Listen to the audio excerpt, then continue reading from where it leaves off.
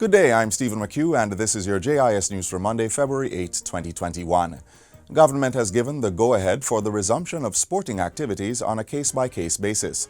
Minister of Sport Olivia Grange is emphasizing, however, that no spectator will be allowed at sports competitions or training sessions at this time.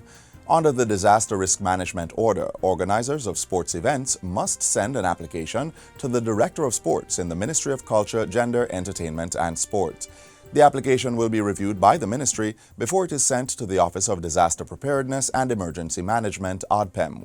After consultation with the Ministry of Health, ODPEM may approve the application for specific training and/or competition to take place at a specified place and time.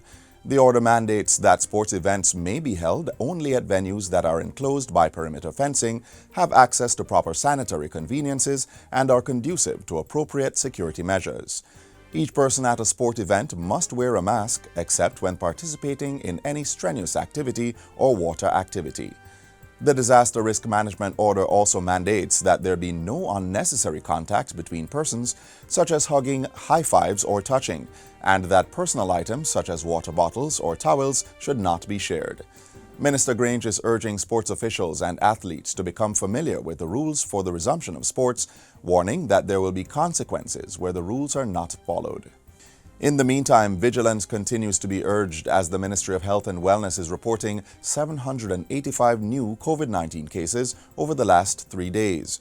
After registering a record daily case count of 328 last Friday, there was a minor dip over the weekend, with 244 cases reported on Saturday and 213 on Sunday. With those, the island now has 4,435 active cases.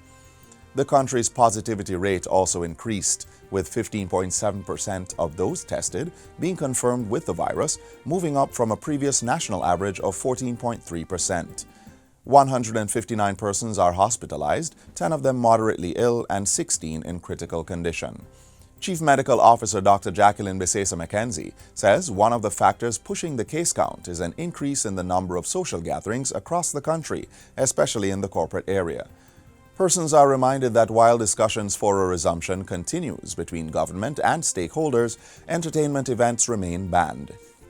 In other news, a 2-year, $331 million contract has been awarded to Health Brands Limited for the provision of X-ray films and chemicals to the National Health Fund on an as-needed basis. Cabinet has also approved a contract to Lasco Distributors Limited for the procurement of reagent lease agreement lab services within the Southeast Regional Health Authority, SERA. Cabinet gave approval for the award of a contract for a period of 3 years to Lasco Distributors Limited in the amount of US $3,719,297.46, excluding GCT. The Information Minister was speaking at the most recent post-Cabinet press briefing. Meanwhile, over $200 million has been approved by Cabinet for work on the Barron Hill to Samuel Prospect Transmission Main Replacement Project. The contract was awarded to Bacchus Engineering Works Limited. This project falls under Phase 1 of the Dornoch and Greater Dornoch Water Supply Rehab and Upgrading Project in Trelawney and St. Anne. Approval was also granted for staff at the National Water Commission, NWC, to receive new uniforms. Cabinet gave approval for the supply and delivery in the amount of $96,042,348 plus GCT to Designs by Mark Limited. And finally, the Forestry Department is urging sawmill operators to become regularized or run the risk of being prosecuted and fined thousands of dollars for acting outside the law. Application for a sawmill license is $250, while the license is $15,000 for a calendar year. The department's latest plea follows the recent successful prosecution of Verrill Danville of a Monique St. Anne address. Mr. Danville was charged under the Forest Act of 1996 and the Forest Regulations 2001. This after he was observed with a pickup loaded with converted lumber and a power saw.